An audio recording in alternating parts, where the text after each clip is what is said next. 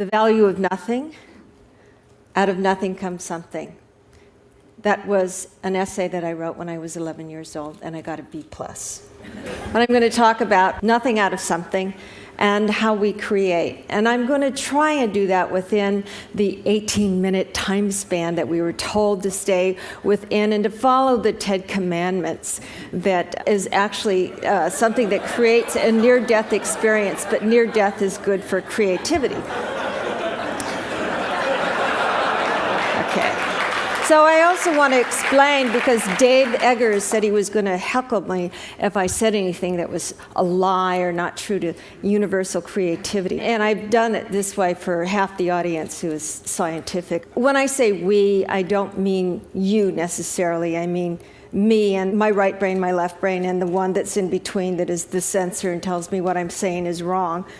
And I'm going to do that also by looking at what I think is part of my creative process, which includes a number of things that happen actually. The nothing started even earlier than the moment in which I'm creating something new. And that includes nature and nurture and what I refer to as nightmares. Now, in the nature area, we look at whether or not we are innately equipped with something perhaps in our brains, some abnormal chromosome that causes this muse-like effect.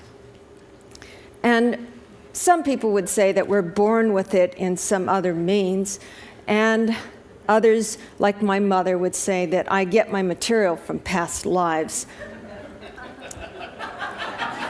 Some people would also say that creativity may be a function of some other neurological quirk, and the Van Gogh syndrome, that you have a little bit of, psychosis or depression. I do have to say, I read recently that Van Gogh wasn't really necessarily psychotic, that he might have had temporal lobe seizures, and that might have caused this spurt of creativity. And I suppose it does something in some part of your brain. And I will mention that I actually developed temporal lobe seizures a number of years ago, but it was during the time I was writing my last book, and some people say that book is quite different.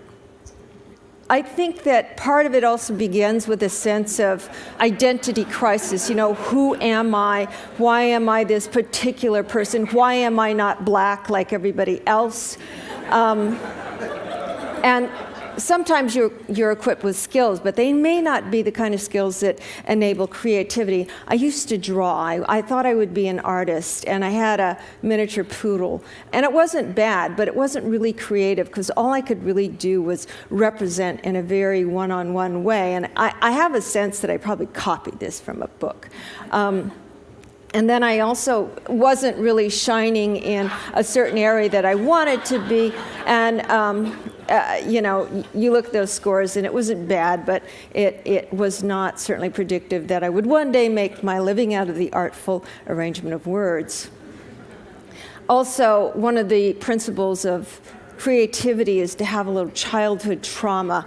And I had the usual kind that I think a lot of people had, and that is that, I had expectations placed on me. That figure right there, by the way, was a toy given to me when I was about 9 years old, and it was to help me become a doctor from a very early age. I have some ones that were long-lasting from the age of 5 to 15. This was supposed to be my side occupation, and it led to a sense of failure. But actually, there was something quite real in my life that happened when I was about 14, and it was discovered that my brother in 1967, and then my father 6 months later, had brain tumors. And my mother believed that something had gone wrong, and she was going to find out what it was, and she was going to fix it. My father was a Baptist minister, and he believed in miracles and that God's will would take care of that. But of course, they ended up dying 6 months apart. And after that, my mother believed that it was fate or curses. She went looking through all the reasons in the universe why this would have happened. Everything except randomness. She did not believe in randomness. There was a reason for everything.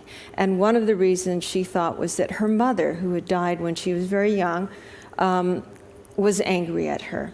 And so I had this notion of death all around me because my mother also believed that I would be next and she would be next. And when you are faced with the